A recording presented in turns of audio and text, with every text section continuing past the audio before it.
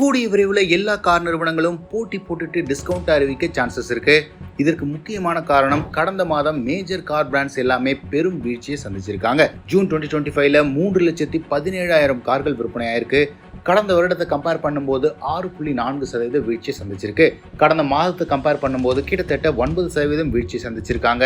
June மாதம் முழுவதுமே ரொம்ப டல்லான மந்த் ஆயிருக்கு ஆட்டோமோட்டிவ் சேல்ஸை பொறுத்த வரைக்கும். இவ்வளவு டஃப்பான சுச்சுவேஷன்லையும் ஒரு சில கார் பிராண்ட்ஸ் நல்லாவே பெர்ஃபார்ம் பண்ணியிருக்காங்க. ஸோ எந்தெந்த கார் நிறுவனங்கள் எவ்வளவு கார்களை விற்பனை செஞ்சுருக்காங்க, ரேங்கிங்ஸில் அவங்க பிடிச்சிருக்கிற இடம் என்ன அப்படிங்கிற கம்ப்ளீட் டீட்டெயில்ஸை இந்த வீடியோவில் பார்க்க போகிறோம். விற்பனையில் 14வது இடத்தை பிடிச்சிருக்கிறது ஜீப் நிறுவனம். கடந்த மாதம் வெறும் 262 கார்களை விற்பனை செஞ்சுருக்காங்க. கடந்த வருடம் இதே சமயத்தில் 281 கார்களை விற்பனை செஞ்சிருந்தாங்க. கிட்டத்தட்ட 6.8% வீழ்ச்சி சந்திச்சிருக்காங்க ஜீப் நிறுவனம். கடந்த மாதம் சேல்ஸ் வால்யூம்ல பெரிய சர்ப்ரைஸா சிட்ரோயன் நிறுவனம் டீசென்டான நம்பர்ஸை போஸ்ட் பண்ணியிருக்காங்க. 610 கார்களை விற்பனை செஞ்சிருக்காங்க. கடந்த வருடம் இதே சமயத்தில் 339 கார்கள் தான் விற்பனை செஞ்சிருந்தாங்க. கிட்டத்தட்ட 80% வளர்ச்சி சந்திச்சிருக்கு சிட்ரோயன் நிறுவனம். அடுத்து நாம பார்க்க போறது நிசான் நிறுவனம். 1313 கார்களை விற்பனை செஞ்சிருக்காங்க. நிசான் நிறுவனத்தோட டிக்ளைனிங் சேல்ஸ் வால்யூம் இன்னுமே அதிகமாகுது. அவங்க கிட்ட இருக்கிற ஒன் அண்ட் ஒன்லி மேக்னைட்டால மட்டுமே எந்த விதமான பெரிய சேல்ஸ் வால்யூமும் புல் பண்ண முடியல. கடந்த வருடம் இதே சமயத்தில் 2107 கார்கள் விற்பனை செஞ்சிருந்தாங்க. கிட்டத்தட்ட 37% வீழ்ச்சி சந்திச்சிருக்கு நிசான் நிறுவனம். 11வது இடத்துல ரெனோ நிறுவனம் இருக்காங்க. 2625 கார்கள் விற்பனை செஞ்சிருக்காங்க. கடந்த வருடம் இதே சமயத்தில் 3553 கார்கள் விற்பனை செஞ்சிருந்தாங்க. கிட்டத்தட்ட 26% வீழ்ச்சி சந்திச்சிருக்காங்க ரெனோ நிறுவனம். 10வது இடத்தை பிடிச்சிருக்கிறது Volkswagen நிறுவனம்.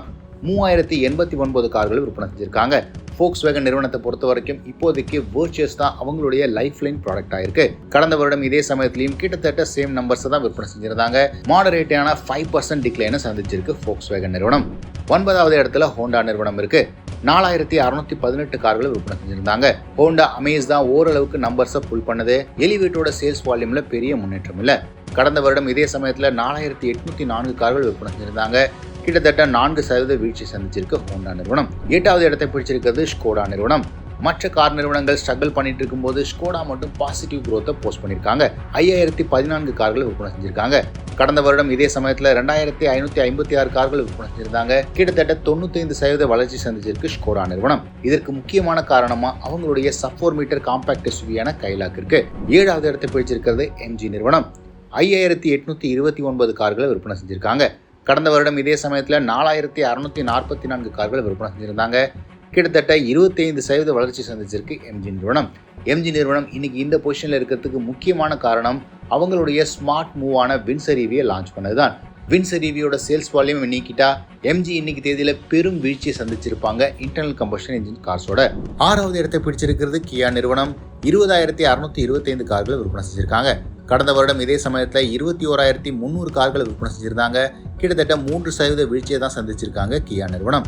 கியாவோட 7 சீட்டர் எலக்ட்ரிக் காரான கிளாவிஸை லான்ச் பண்ணவிருக்காங்க. இந்த காரும் சேல்ஸ் வால்யூம்ல பெரிய நம்பர்ஸை ஆட் பண்ணவிருக்கு. 5வது இடத்தை பிடிச்சிருக்கிறது டொயோட்டா நிறுவனம்.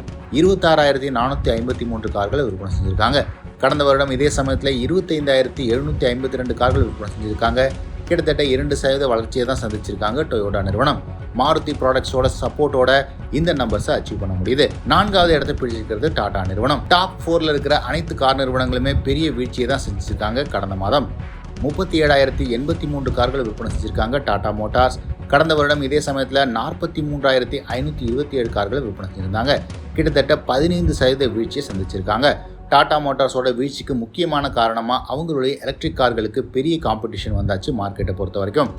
3வது இடத்துல ஹியூண்டை நிறுவனம் இருக்கு. 44024 கார்கள் விற்பனை செஞ்சிருக்காங்க. கடந்த வருடம் இதே சமயத்தில் 50103 கார்களை விற்பனை செஞ்சிருக்காங்க. கிட்டத்தட்ட 12% வீழ்ச்சி சந்திச்சிருக்காங்க ஹியூண்டை நிறுவனம். டிஸ்பைட் ஹியூண்டை கிரெட்டா சக்ஸஸ்ஃபுல்லாக விற்பனையான போதும் மற்ற கார்கள்லேருந்து அந்த அளவுக்கு சேல்ஸ் வால்யூம் இல்லை. 2வது இடத்தை பிடிச்சிருக்கிறது மஹேந்திரா நிறுவனம். 47306 கார்களை விற்பனை செஞ்சிருக்காங்க. கடந்த வருடம் இதே சமயத்தில் 40022 கார்களை விற்பனை செஞ்சிருந்தாங்க. 18% வளர்ச்சி சந்திச்சிருக்காங்க மஹேந்திரா நிறுவனம். ரீசெண்டாக அவங்க லான்ச் பண்ண BE6 XEV9e போன்ற கார்கள் அவங்களுடைய சேல்ஸ் வால்யூமுக்கு பெரிய புஷ்ஷாக இருக்கு. ஃபர்ஸ்ட் பொசிஷனில் மாருதி சுசுகி இருக்கு. 1,18,000 கார்கள் விற்பனையாயிருக்கு. கடந்த வருடம் இதே சமயத்தில் 1,37,000 கார்கள் விற்பனையாக இருந்தது. கிட்டத்தட்ட 13% வீழ்ச்சியை சந்திச்சிருக்காங்க. பெர்சன்டேஜ் வைஸ் வெறும் 13% தான் அப்படின்னாலும் வால்யூம்ல பார்க்கும்போது கிட்டத்தட்ட 20,000 கார்கள் கம்மியா விற்பனை செஞ்சிருக்காங்க. ஸோ ஓவராலா ஸ்கோடா, எம்ஜி, மஹிந்திரா போன்ற நிறுவனங்கள் பாசிட்டிவ் growth போஸ்ட் பண்ணிருக்காங்க. இந்தியாவோட பிக் பிளேயர்ஸான மாருதி, ஹியூண்டை, டாடா போன்ற நிறுவனங்கள் கிட்டத்தட்ட 12-13% வீழ்ச்சியை சந்திச்சிருக்காங்க. இதன் காரணமா அடுத்தடுத்த மாதங்கள்ல உங்களுக்கு நிறைய டிஸ்கவுண்ட்ஸ் மற்றும் ஆஃபர்ஸ் கிடைக்கிறதுக்கு சான்சஸ் இருக்கு.